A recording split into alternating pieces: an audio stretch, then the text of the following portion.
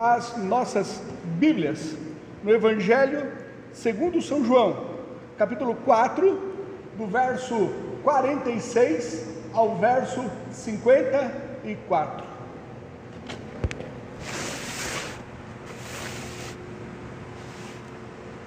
Assim diz o texto sagrado. Segunda vez foi Jesus a Caná da Galileia, onde da água fizera vinho. E havia ali um nobre, cujo filho estava enfermo em Cafarnaum. Ouvindo este que Jesus vinha da Judéia para a Galileia, foi ter com ele, e rogou-lhe que descesse e curasse o seu filho, porque já estava à morte. Então Jesus lhe disse: se não virdes sinais e milagres, não crereis? Disse-lhe o nobre: Senhor, desce, antes que meu filho morra. Disse-lhe Jesus: vai, o teu filho vive. E o homem creu na palavra que Jesus lhe disse e partiu. E descendo ele, logo saíram-lhe ao encontro os seus servos e lhe anunciaram, dizendo: o teu filho vive. Perguntou-lhes, pois, a que hora se achara melhor. E disseram-lhe: ontem às 7 horas a febre o deixou. Entendeu, pois, o pai que era aquela hora a mesma em que Jesus lhe disse: o teu filho vive. E creu ele e toda a sua casa. Jesus fez este segundo milagre quando ia da Judéia para a Galileia. Vamos orar mais uma vez.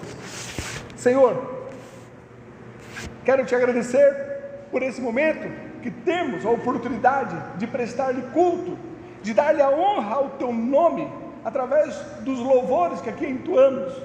E também, ó Pai, quero agradecer por termos acesso à tua bendita palavra essa que é viva, palavra essa que alimenta o nosso espírito, que nos regozija a nossa alma e que faz com que nós conheçamos a Ti. Senhor, eu suplico a atuação do teu Espírito Santo, fazendo com que eu transmita tudo aquilo que o Senhor colocou no meu coração, da mesma forma, de discernimento aos teus filhos, para que possam reter o que veio da tua parte. Eu oro ao Senhor pedindo a capacitação do teu Espírito Santo, em nome de Jesus, amém. Podeis sentar, irmãos. Nós vimos então que o apóstolo João, ele escreveu esse evangelho, no qual ele narra os 7 milagres do Senhor Jesus Cristo, no qual ele chama aqui de sinais. E o objetivo de João, ao escrever então esses 7 milagres e 7 sinais, é fazer com que Jesus ele fosse revelado às pessoas, que aos que lerem o evangelho pudessem entender que Jesus ele é o Cristo, Jesus ele é o Messias, ele é o enviado de Deus, e ao crerem nele, pudessem ter vida no seu nome. João, capítulo 20, do verso 30 ao verso 31, João então ele escreve: Jesus, pois, operou também em presença de seus discípulos muitos outros sinais, que não estão escritos neste livro. Estes, porém, foram escritos para que creiais que Jesus é o Cristo, o Filho de Deus, e para que, crendo, tenhais vida em seu nome. Os 7 sinais que foram aqui descritos pelo apóstolo João são: o primeiro, João capítulo 2, do 1 ao 12, onde Jesus ele transforma a água em vinho. O segundo é esse que nós acabamos de ler aqui o texto, João capítulo 4, do 46 ao 54, onde Jesus ele cura o filho de um oficial. O terceiro milagre, João capítulo 5, do 1 ao 17, Jesus ele cura um paralítico. Capítulo 6, do 1 ao 14, o quarto milagre, Jesus ele multiplica os pães. O quinto milagre, Jesus ele caminha sobre as águas. João capítulo 6, do verso 16 ao verso 21. O sexto milagre, Jesus cura um cego de nascença. Capítulo 9 de João, do 1 ao 7. E o último milagre, ele cura, ele ressuscita a Lázaro. João capítulo 11, do 17 ao 45. Nessa feita, então, iremos abordar aqui o segundo milagre de Jesus, a cura do filho de um nobre. Vejamos o verso 46, João capítulo 4, o verso 46. Segunda vez foi Jesus a Caná da Galileia, onde da água fizera vinho, e havia ali um nobre cujo filho estava enfermo em Cafarnaum. Por mais que João, ele faz referência aqui a um oficial, a um nobre, a um homem de posição, que ele se achegou a Jesus, o que nós temos aqui na verdade, não é um homem com uma nobreza, um homem com grande posição.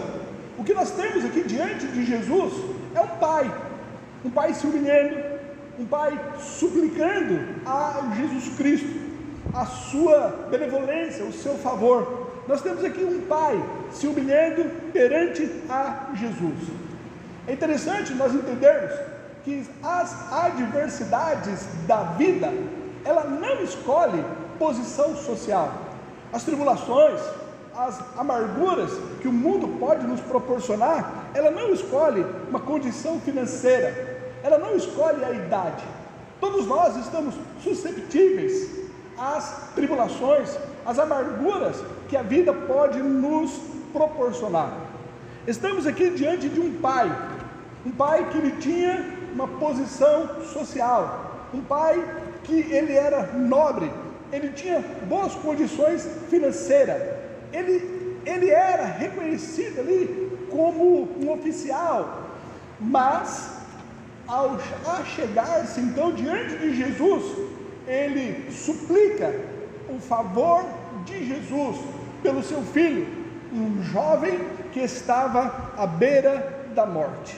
Essa a condição aqui que nós vemos. O verso 46 ele diz: segunda vez foi Jesus a Caná da Galileia, onde da água fizera vinho, e havia ali um nobre, na verdade um homem, se humilhando diante de Jesus Cristo, cujo filho, um jovem, estava enfermo em Cafarnaum, estava à beira da morte. Jesus ele fala sobre uma parábola em Lucas capítulo 12, do 15 ao 21, sobre aqueles que confiam nas riquezas. Diz assim a parábola de Jesus, Lucas 12, do 15 ao 21. Disse-lhes: acautelai-vos e guardai-vos da avareza, porque a vida de qualquer não consiste na abundância do que possui. E propôs-lhe uma parábola dizendo: a herdade de um homem rico tinha produzido com abundância, e ele arrazoava consigo mesmo dizendo: que farei? Não tenho onde recolher os meus frutos. E disse: farei isto, derrubarei os meus celeiros, edificarei outros maiores, e ali recolherei todas as minhas novidades e os meus bens, e direi à minha alma: alma, tens em depósito muitos bens para muitos anos, descansa, come, bebe e folga. Mas Deus lhe disse: louco, esta noite te pedirão a tua alma, e o que tens preparado, para quem será? Assim é aquele que para si ajunta tesouros e não é rico para com Deus.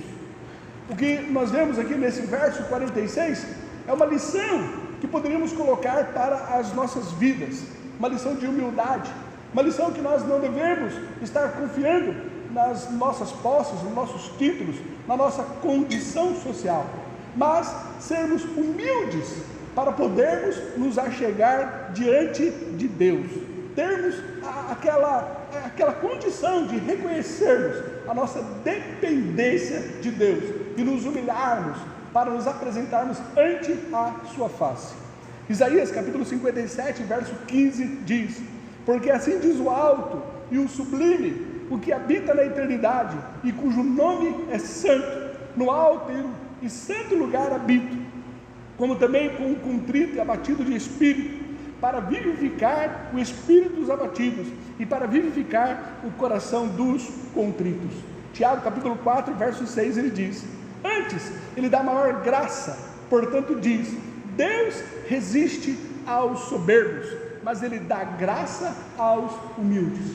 Este nobre, não obstante a sua condição financeira, não obstante a sua posição, ali na sociedade, ele está se humilhando, ele está implorando o favor de Deus, e ele então se achega a Jesus Cristo para clamar pelo seu filho que está à beira da morte. E isso nós devemos fazer com muita humildade, O verso 47 e o verso 49, vamos ver o verso 47 e o verso 49. Ouvindo este que Jesus vinha da Judéia para a Galiléia, foi ter com ele, e rogou-lhe que descesse e curasse o seu filho, porque já estava à morte. Agora o verso 49, disse-lhe o nobre: Senhor, desce, antes que meu filho morra. Este homem então, este nobre, ele se achega a Jesus Cristo, e ele demonstrou aqui uma fé. Ele cria que aquele homem poderia então curar ali o seu filho, então ele roga ali por ajuda, ele roga ali a Jesus Cristo. Mas vemos a fé deste homem, é uma fé limitada, não é uma fé genuína. Ele cria que Jesus pudesse curar, mas só se ele estivesse presente. Ele não cria que aquele a quem ele estava falando era o Senhor soberano, o Deus Todo-Poderoso. Ele tinha então uma fé limitada, que estava necessitando da presença física de Deus, da presença física do Senhor Jesus Cristo. Ele diz ali no verso 47, ouvindo que Jesus vinha da Judéia para a Galiléia, foi ter com ele e rogou-lhe que descesse para curar o seu filho. E o verso 49, disse-lhe o nobre: Senhor, desce antes que meu filho morra. Ele precisava que Jesus estivesse presente para que seu filho fosse curado. É uma fé limitada, é uma fé parcial. Podemos ver esse mesmo tipo de fé em Marta, a irmã de Lázaro, que cria que Jesus ele era poderoso para curar, mas não era poderoso para ressuscitar o seu irmão Lázaro. João capítulo 11, verso 21 disse-lhe pois Marta a Jesus: Senhor, se tu estivesses aqui, o meu irmão não teria morrido. Ou seja, ela cria que Jesus, se tivesse chegado 4 dias antes, ele era poderoso para curar a Lázaro, mas Jesus chegou atrasado. Então ela não, na ótica de Marta, Jesus chegou atrasado, e ele não era poderoso para ressuscitar. É uma fé limitada, como também é de Tomé. João capítulo 20, o verso 24 e o verso 25. Ora, Tomé, um dos 12, chamado Dídimo, não estava com eles quando veio Jesus. Disseram-lhe, pois, os outros discípulos: vimos o Senhor. Aqui é uma referência à ressurreição de Cristo, onde Jesus havia aparecido ali para os outros discípulos, e Tomé não estava presente. Ele continua dizendo: mas ele disse-lhes: se eu não vir o sinal dos cravos em suas mãos, e não puser o dedo no lugar dos cravos, e não puser a minha mão no seu lado, de maneira nenhuma crerei. Ele tinha a fé limitada, que havia necessidade de ver, havia necessidade de tocar, havia necessidade de experimentar algo para poder ter a convicção da presença de Deus, de crer no Deus que havia ressuscitado em Jesus Cristo. É uma fé limitada. Agora, a bem verdade que a Escritura nos mostra, que o poder de Deus, ele não se limita à sua presença física, assim como esse nobre tinha essa expectativa. Havia necessidade de Jesus ir com ele, Jesus descer até o local onde seu filho estava. Deus, ele não se limita ao espaço físico. Deus, ele é soberano. Jeremias, capítulo 23, no verso 23 e o verso 24 diz: porventura sou eu Deus de perto, diz o Senhor, e não também Deus de longe? Esconder-se-ia alguém em esconderijos, de modo que eu não veja, diz o Senhor. Porventura não enche os céus e a terra, diz o Senhor. Esse é o Deus no qual nós cremos, Deus soberano, Senhor absoluto, onipresente, Deus que está em todo lugar. É o Deus no qual nós cremos, que não se limita ao espaço físico. Agora o verso 48, onde Jesus então lhe diz: então Jesus lhe disse: se não virdes sinais e milagres, não crereis? Nós vemos aqui na resposta de Jesus à súplica deste homem, que demonstra que ele via a Jesus apenas como um operador de milagres, como um profeta enviado por Deus, que tinha autoridade para curar. A resposta de Jesus demonstra isso, a forma como esse homem o via. Ele o via como um curandeiro, como alguém que tem realmente condições de curar o seu filho. Tanto é que ele foi a Jesus Cristo, mas ele não via a Jesus Cristo como um Salvador. Ele não olhava para aquele homem como Messias, como Cristo, como aquele que veio para redimir os nossos pecados. Ele via somente a Cristo como profeta, mas não como o Salvador. O seu interesse era somente na cura do seu filho e nada mais. A expectativa dele era que Jesus pudesse curar o seu filho, e depois ele não tinha nenhuma expectativa de seguir a Cristo, de buscar a Jesus Cristo. O seu interesse era em algo palpável, tangível, algo que ele pudesse ver. Ele esperava somente o milagre, a cura de seu filho. João, capítulo 2, do verso 23 ao verso 25, fala acerca de pessoas que têm essa mesma fé, uma fé limitada, uma fé que busca somente os milagres, mas não busca o Senhor dos milagres, não busca a Jesus como Salvador. João 2, 23 ao 25 diz: estando ele em Jerusalém pela Páscoa, durante a festa, muitos vendo os sinais que fazia, creram no seu nome. Mas o mesmo Jesus não confiava neles, porque a todos conhecia, e não necessitava de que alguém testificasse do homem, porque ele bem sabia o que havia no homem. Eram pessoas que creram, mas creram somente nos sinais de Jesus, buscavam a Jesus por causa dos seus milagres, buscavam somente o favor de Jesus Cristo, mas não buscava a Jesus por ele ser o Salvador. Jesus ele fala acerca de pessoas que ouvem o Evangelho, mas não têm uma fé salvadora. Ele fala isso em Mateus capítulo 13, do verso 19 ao verso 22. Ouvindo alguém a palavra do reino e não a entendendo, vem o maligno e arrebata o que foi semeado no seu coração. Este é o que foi semeado ao pé do caminho. O que foi semeado em pedregais é o que ouve a palavra e logo a recebe com alegria, mas não tem raiz em si mesmo, antes é de pouca duração, e chegada a angústia e a perseguição por causa da palavra, logo se ofende. E o que foi semeado entre espinhos é o que ouve a palavra, mas os cuidados deste mundo e a sedução das riquezas sufocam a palavra e fica infrutífera. São pessoas que ouvem o Evangelho, têm uma fé, mas não a fé genuína, mas não a fé verdadeira, mas não a fé salvadora. São pessoas que buscam a Jesus somente para serem curados. Lucas ele fala acerca de 10 leprosos que tinham essa expectativa em relação a Jesus, para serem tão somente curados, e depois que foram curados, dos 10, 9 não voltaram para agradecer, porque era essa a expectativa deles ao buscarem a Jesus Cristo, somente a necessidade de cura física. Lucas capítulo 17, o verso 18, capítulo 17, o verso 17 e o verso 18. E respondendo Jesus, disse: não foram 10 os limpos? E onde estão os 9? Não houve quem voltasse para dar glória a Deus, senão este estrangeiro.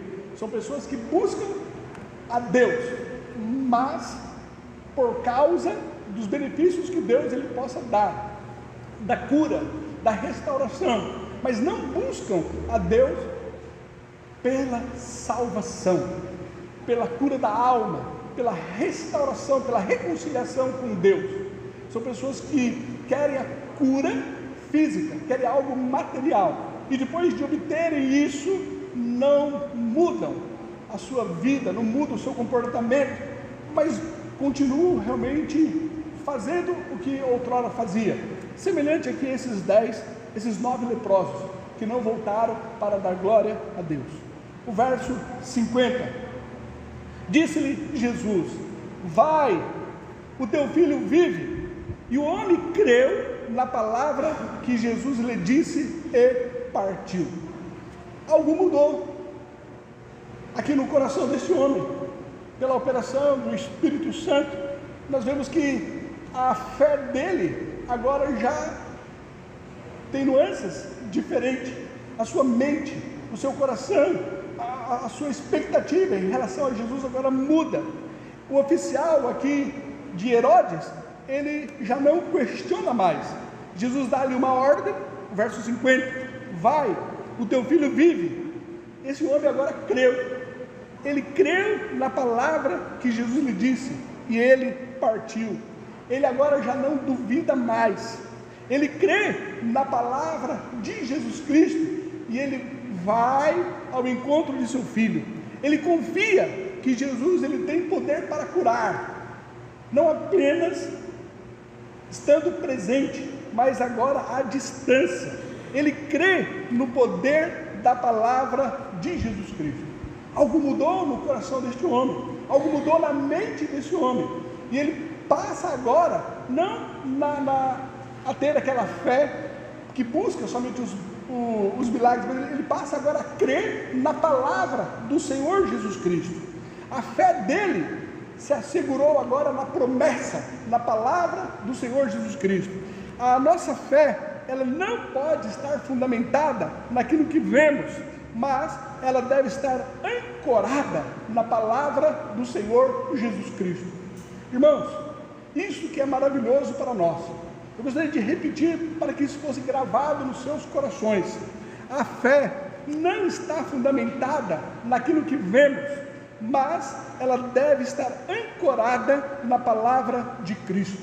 Hebreus, capítulo 11, verso 1 diz: ora, a fé é o firme fundamento das coisas que se esperam e a prova das coisas que se não veem. A nossa fé não deve estar dependendo de milagres, de cura, das bênçãos de Deus.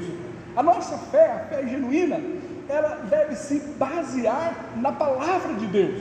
É isso que nos sustenta, é isso que renova o nosso espírito, é isso que nos dá comunhão com Deus, é isso que nos faz seguirmos o nosso cristianismo verdadeiro e genuíno, quando nós buscamos a Deus amparados tão somente na sua palavra.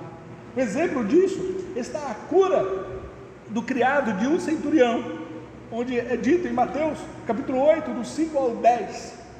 E entrando Jesus em Cafarnaum, chegou junto dele um centurião, rogando-lhe, dizendo: Senhor, o meu criado jaz em casa, paralítico, e o violentamente atormentado. E Jesus lhe disse: eu irei e lhe darei saúde.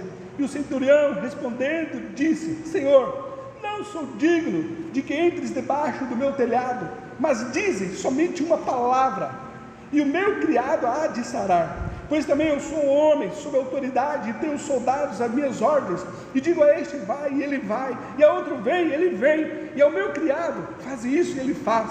E maravilhou-se Jesus ouvindo isso, e disse aos que o seguiam: em verdade vos digo, que nem mesmo em Israel encontrei tanta fé. É essa fé que é enaltecida pelo Senhor Jesus Cristo, uma fé que não depende da presença, do toque, do físico, mas sim da convicção, onde se baseia tão somente na palavra do Senhor.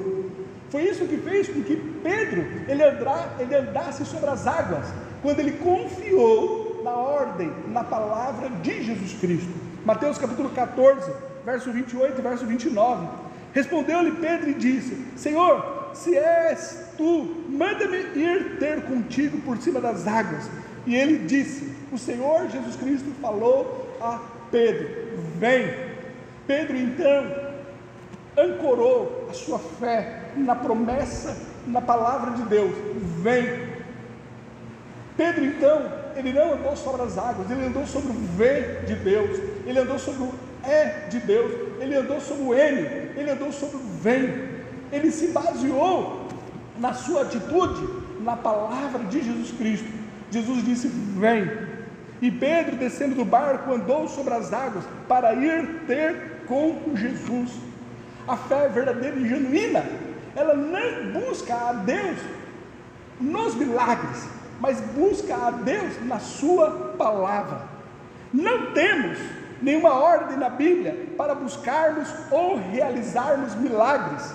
Fomos ordenados a estudarmos a palavra de Deus e obedecê-la, pois ela é capaz de nos tornarmos sábios e maduros. 2 Timóteo 3, do 16 ao 17 diz: toda a Escritura é divinamente inspirada e proveitosa para ensinar, para redarguir, para corrigir, para instruir em justiça, para que o homem de Deus seja perfeito e perfeitamente instruído para toda a boa obra. Também nós recebemos a ordem de viver pela fé e não vivermos pelo que nós vemos. 2 Coríntios 5, o verso 7, porque andamos por fé e não por vista. É esta a base do cristianismo, de uma igreja sólida, uma igreja que busca a Deus e servi-lo através da sua bendita palavra, e que não busca sinais ou maravilhas, ou milagres, ou experiências, mas busca o Senhor ancorado e alicerçado na sua bendita palavra. Os milagres, eles não produzem fé genuína no coração do incrédulo, mas sim a palavra de Deus. Romanos, capítulo 10, o verso 17 diz: de sorte que a fé é pelo ouvir, e o ouvir pela palavra de Deus. Nisto a nossa vida deve se basear, e é nisso que nós temos que ter fé, através da bendita palavra de Deus. O objeto da fé salvadora e genuína é o Senhor Jesus Cristo, e não os milagres realizados por alguém. E Paulo, ele confirma isso em Gálatas, capítulo 2, o verso 16, sabendo que o homem não é justificado pelas obras da lei, mas pela fé em Jesus Cristo. Temos também crido em Jesus Cristo, para sermos justificados pela fé em Cristo, e não pelas obras da lei, porquanto pelas obras da lei nenhuma carne será justificada. O objeto da nossa fé salvadora e genuína é o Senhor Jesus Cristo, e não os milagres realizados por qualquer outra pessoa. Então nosso objetivo ao virmos a casa do Senhor é virmos para ouvirmos a sua bendita palavra, para através dela conhecermos a Deus, através dela crescermos espiritualmente, sermos alimentados e renovados, porque é esta a forma de Deus se revelar a nós, pela sua bendita palavra. O Evangelho, ele é o poder de Deus para a salvação, e não os sinais e as maravilhas. Romanos, capítulo 1, verso 16 diz: porque não me envergonho do Evangelho de Cristo, pois este Evangelho é o poder de Deus para a salvação de todo aquele que crê, primeiro do judeu e também do grego. Jesus, ele disse que se alguém rejeita a Escritura, jamais crerá, ainda que testemunhe uma ressurreição. Lucas, capítulo 16, o verso 31 diz: porém Abraão lhe disse: se não houve a Moisés e aos profetas, tampouco acreditarão, ainda que algum dos mortos ressuscite. A nossa base, o que solidifica a nossa fé, o que Deus ele espera de cada um, no qual por ele morreu e enviou o seu Filho, é para que busque a Ele pela sua palavra, através da sua revelação, que são os 66 livros, as Escrituras Sagradas. Hernandes Dias Lopes, ele disse: o milagre pode atrair a multidão, mas não toca os corações. O milagre abre portas para o Evangelho, mas não é o Evangelho. O Evangelho, ele é o poder de Deus para a salvação de todo aquele que crê, e é nesse Evangelho, respaldado nas Escrituras Sagradas, no qual nós devemos anunciar, no qual nós pregamos, e no qual nós devemos nos reunirmos para buscarmos a Deus. Algo mudou no coração desse nobre, e agora a sua fé já não era com base nos sinais, na cura, no milagre, mas agora a sua fé foi uma fé genuína, uma fé que se respaldou na palavra de Jesus Cristo. O verso então 49, e disse-lhe, o verso 50, e disse-lhe Jesus: vai, o teu filho vive. E o homem creu na palavra que Jesus lhe disse e partiu. Ele creu na palavra e ele então partiu. É essa a base de uma igreja sólida, se baseia nas escrituras sagradas. Verso 51 e verso 52: descendo ele logo, saíram-lhe ao encontro os seus servos e lhe anunciaram, dizendo: o teu filho vive. Perguntou-lhes, pois, a que hora se achara melhor? E disseram-lhe: ontem, às 7 horas, a febre o deixou. O homem não precisou sequer chegar ali à casa. Os servos do oficial foram ao encontro, lá no meio do caminho, e já lhe anunciou que o seu filho fora curado e que a febre havia o deixado. E ele constatou que isso foi exatamente na hora em que Jesus lhe deu a ordem. Por quê? Porque para Deus nada é impossível. Lucas capítulo 1, verso 37. Porque para Deus nada é impossível. Basta a sua palavra, basta a sua ordem, e todas as promessas de Deus sobre as nossas vidas, elas hão de se cumprir. Nenhuma delas irá cair por terra, porque Deus, ele zela pela sua palavra para cumprir. E é nela, na palavra de Deus, no qual nós andamos, no qual nós caminhamos, no qual nós somos igreja fundamentada na palavra de Deus. Esse pai então, ele foi ao encontro do seu filho e logo ficou ali sabendo que o seu filho fora curado, exatamente no momento em que Jesus ele dera a ordem. Verso 53, verso 54: entendeu, pois, o pai que era aquela hora a mesma em que Jesus lhe disse: o teu filho vive, e creu ele e toda a sua casa. Jesus fez esse segundo milagre quando ia da Judéia para a Galiléia. Esse pai, esse nobre, ao se achegar a Jesus rogando pelo seu filho, ele tinha a visão de Jesus como um profeta, como um homem que tinha a autoridade de Deus para curar, para realizar milagres. Mas agora, ao crer na palavra de Jesus Cristo, a fé desse homem tomou proporções maiores, que levou ele a crer em Jesus Cristo como doador da vida. João capítulo 1, verso 4: nele estava a vida, e a vida era a luz dos homens. E quando o pai entendeu que quem deu a vida a seu filho foi Jesus, ele creu. Mas agora ele já não mais creu num profeta, ele já não creu mais em um homem que tinha autoridade para curar, mas ele creu agora no Filho de Deus. E em virtude disso, ele foi salvo, ele e a sua família.